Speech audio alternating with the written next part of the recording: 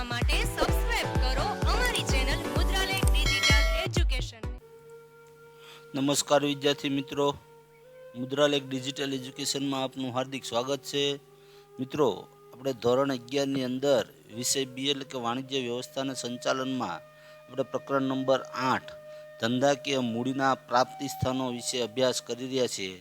તો આગળના વિડીયો લેક્ચરની અંદર આપણે ઇક્વિટી એટલે કે સામાન્ય શેરનો અર્થ અને એના લક્ષણો અને એના પ્રકારો જોઈને આવ્યા। તો શેરના બે પ્રકાર છે, પ્રેફરન્સ શેર અને ઇક્વિટી શેર એટલે કે સામાન્ય શેર અને પસંદગીના શેર। તો અહીંયા આપણે પ્રેફરન્સ શેરનો અર્થ અને તેના લક્ષણો સમજવાના છીએ। તો પ્રેફરન્સ આ મૂળ શબ્દ અંગ્રેજી શબ્દ છે। પ્રેફરન્સનો અર્થ થાય છે પસંદગી અથવા તો અગ્રતા આપવી। તો આ શેરને કઈ કઈ બાબતમાં પ્રથમ પસંદગી અને અગ્રતા મળે, તો કોની સરખામણીમાં? સામાન્ય શેરની સરખામણીમાં। કંપની પોતાના જે જુદા જુદા મૂડીના પ્રાપ્તિ સ્થાનો છે, આ મૂડીના જુદા જુદા પ્રાપ્તિ સ્થાનોમાં કંપની સૌ પ્રથમ કંપનીને નફો થાય કે નુકસાન થાય, પહેલાં દેવા ઉપર વ્યાજ ચૂકવે એટલે કે શેર અને ડિબેન્ચરને નાણાં પરત કરે। એવી રીતે કંપનીનું વિસર્જન થાય, કંપની ફડસામાં જાય ત્યારે પણ તમામ પ્રકારની મિલકતોમાંથી સૌ પ્રથમ દેવાની ચૂકવણી થાય। પણ અહીંયા સામાન્ય શેરને ડિવિડન્ડ મળે અથવા તો સામાન્ય શેરધારકોને નાણાં પરત મળે તે પહેલાંની પ્રથમ પસંદગી પ્રેફરન્સ શેરધારકોને આપવામાં આવે છે, એટલા માટે એને પ્રેફરન્સ શેર કહેવાય। તો કે જે શેર પર કંપનીના નફામાંથી ડિવિડન્ડ મેળવવાનો પ્રથમ હક હોય, તેમજ કંપનીનું વિસર્જન થાય એટલે કે કંપની બંધ થાય અથવા તો કંપની નુકસાન કરે ત્યારે પોતાની મિલકતો વેચી અને જે મૂડી પરત મેળવવાનો પ્રથમ હક મળે તેવા શેરને પ્રેફરન્સ શેર કહે છે।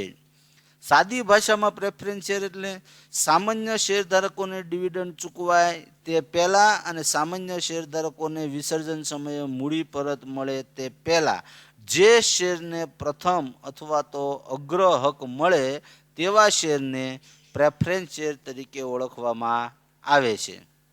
તો પ્રેફરન્સ શેરના લક્ષણોમાં પહેલું જ લક્ષણ આવે છે ડિવિડન્ડનો દર। તો પ્રેફરન્સ શેર ધારકોને, હોલ્ડર એટલે પ્રેફરન્સ શેર ધારકોને જે ડિવિડન્ડ ચૂકવાય છે એ ડિવિડન્ડ ઇક્વિટી શેર ધારકો કરતાં પહેલાં અને નિશ્ચિત એટલે કે ચોક્કસ દરે મળે છે, જ્યારે ઇક્વિટી શેર ધારકોને ચૂકવાતું ડિવિડન્ડ એ ચોક્કસ કે નિશ્ચિત હોતું નથી, પણ પ્રેફરન્સ શેર ધારકોને ચૂકવાતું ડિવિડન્ડ એ ચોક્કસ અને નિશ્ચિત હોય છે।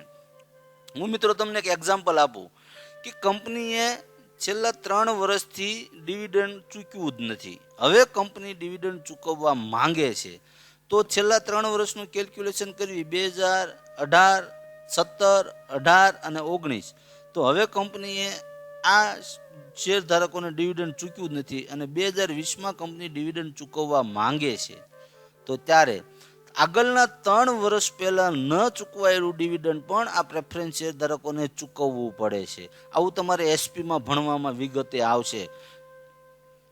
ત્યારબાદનું લક્ષણ જોઈએ રોકાણકારો। તો કેવા રોકાણકારો છે એ પ્રેફરન્સ શેર ખરીદવા માંગતા હોય, તો કે જે રોકાણકારો પોતાના મૂડીની સલામતી ઈચ્છતા હોય, પોતાના મૂડી રોકાણ ઉપર નિશ્ચિત આવક મેળવવા માંગતા હોય, આવા રોકાણકારો પ્રેફરન્સ શેર ખરીદવાનું પસંદ કરે છે।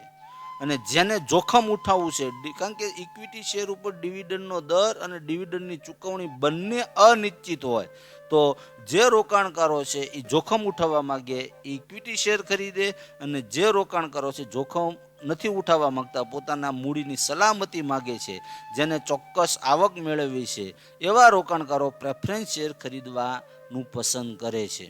ત્યારબાદનું લક્ષણ જોઈએ બજાર ભાવ। તો મોટે ભાગે, મહદઅંશે એટલે મોટે ભાગે શેર બજારમાં પ્રેફરન્સ શેરની કિંમત સ્થિર રહે છે, કારણ કે કંપનીના નફા નુકસાનથી પ્રેફરન્સ શેરની કિંમતમાં કોઈ વધઘટ થતી નથી, જ્યારે કંપનીના નફા નુકસાનની સીધી અસર ઇક્વિટી શેર ઉપર થાય છે। તો અહીંયા ભાવ ક્યારે વધે? જો પ્રેફરન્સ શેરના ડિવિડન્ડના દરમાં ફેરફાર થાય તો જ પ્રેફરન્સ શેરની બજાર કિંમતમાં ફેરફાર થાય, બાકી કંપનીના નફા નુકસાનથી પ્રેફરન્સ શેર ઉપર કોઈ ફરક પડતો નથી।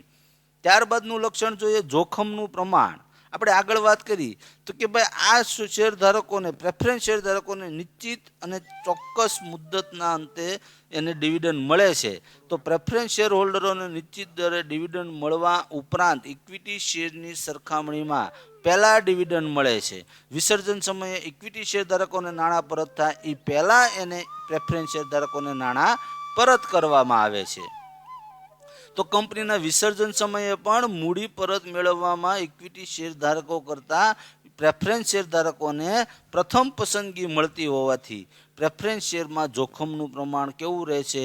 ઓછું. આ 2 માર્ક્સમાં વિધાન પૂછાય કે પ્રેફરન્સ શેર ઉપર જોખમનું પ્રમાણ ઓછું રહે છે. કારણ કે પ્રેફરન્સ શેર ધારકોને નિશ્ચિત દરે ડિવિડન્ડ મળે છે, ઉપરાંત ઇક્વિટી શેર ધારકોની સરખામણીમાં એને પહેલાં ડિવિડન્ડ મળે છે. આ ઉપરાંત કંપનીનું જો વિસર્જન થાય, કંપની ફડસામાં જાય તો સામાન્ય શેર ધારકોને મૂડી પરત કરવામાં આવે તે પહેલાં પ્રેફરન્સ શેર ધારકોને મૂડી પરત કરવામાં આવે છે. તેથી કહી શકાય કે પ્રેફરન્સ શેરમાં જોખમનું પ્રમાણ ઓછું રહેલું છે. ત્યારબાદ આવે છે મૂડી પરત. તો પ્રેફરન્સ શેર મૂડી એ માલિકીની મૂડી હોવાથી મૂડી પરત કરવાની રહેતી નથી, કારણ કે પ્રેફરન્સ શેર એ માલિકીની મૂડી છે. જો કંપનીના વિસર્જન સમયે ઇક્વિટી શેર કરતાં પહેલાં મૂડી એને પરત મળે, જો પરત કરવાની થાય તો પ્રેફરન્સ શેર ધારકોને ઇક્વિટી શેર ધારકો કરતાં પહેલાં એને પરત કરી દેવામાં આવે છે. મિત્રો, તમે જેના માધ્યમથી એજ્યુકેશન મેળવી રહ્યા છો એવી અમારી ચેનલ મુદ્રાલેખ ડિજિટલ એજ્યુકેશનને સબસ્ક્રાઇબ કરો, લાઇક કરો અને વધુને વધુ શેર કરો. આ ઉપરાંત અમારા ડિજિટલ એજ્યુકેશનના માધ્યમોનો પરિચય કરાવું તો પ્લે સ્ટોરમાં 11/12 કોમર્સ ગુરુ નામે એપ્લિકેશન છે. આ ઉપરાંત FB અને ઇન્સ્ટામાં પણ મુદ્રાલેખ ડિજિટલ એજ્યુકેશન નામે પેજ ચાલે છે. Thank you. Come again. Best of luck.